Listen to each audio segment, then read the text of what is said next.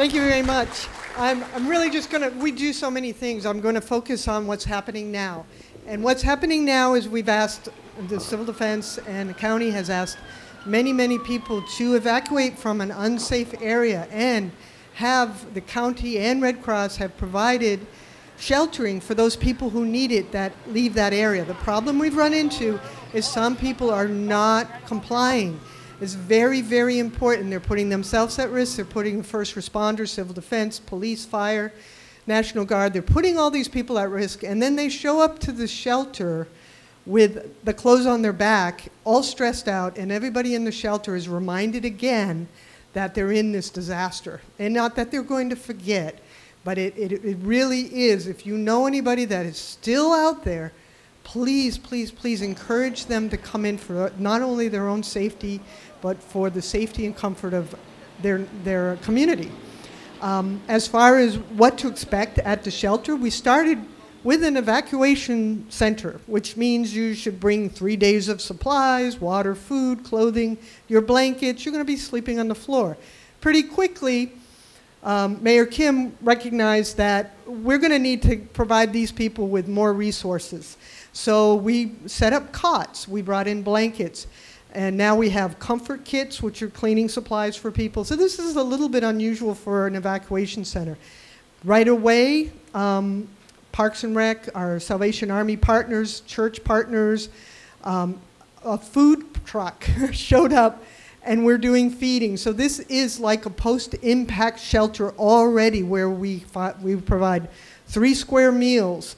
We ask people to register with their address so that we know that they're from the evacuation zone, and then we can keep them informed. Another place that we ask people to check out to keep informed, we've had several requests for, hey, do you know if so-and-so is in your shelter? We're going to start the Safe and Well linking. It's a safeandwell.org. You can also call 1-800-RED-CROSS and go to there'll be selections. I don't remember what number it is, but when it says Safe and Well, you push that button and you'll talk to someone who can help you either register or look and see if a person that you are looking for is registered. So that's all about kind of getting to the shelter. What's happening at the shelter? There's over 200 people in Pahoa sheltering. Most of them are in the pet-friendly gymnasium area, the very large building that's kind of open. And due to some kind of, maybe a little miscommunication, when I got there at like 10 o'clock at night last night, there are all these dogs on leashes. And normally we have pets in containers and crates so that they're contained and people aren't worried about it.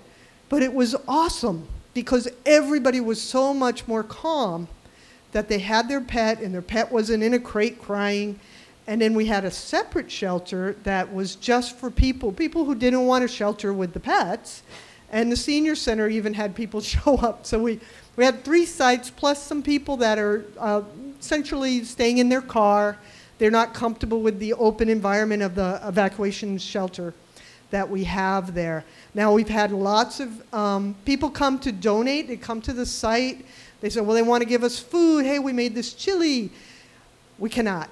It's a health requirement that any food provided at a shelter has to be made in a professional kitchen, a certified kitchen.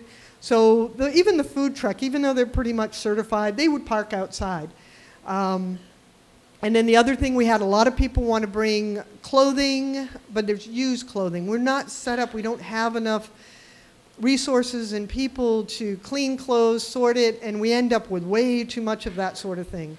New clothes, new towels, new pillows. We've got very many partners in community organizations are helping us with that. Red Cross is providing the cots, the blankets, the comfort kits, some of the food, water, and Parks has been a great partner in this. They've selected the sites, and we also have KAL, where we got up to like 15 people. A lot of people showed up in the middle of the night because they kind of waited too long, and that was very stressful for them.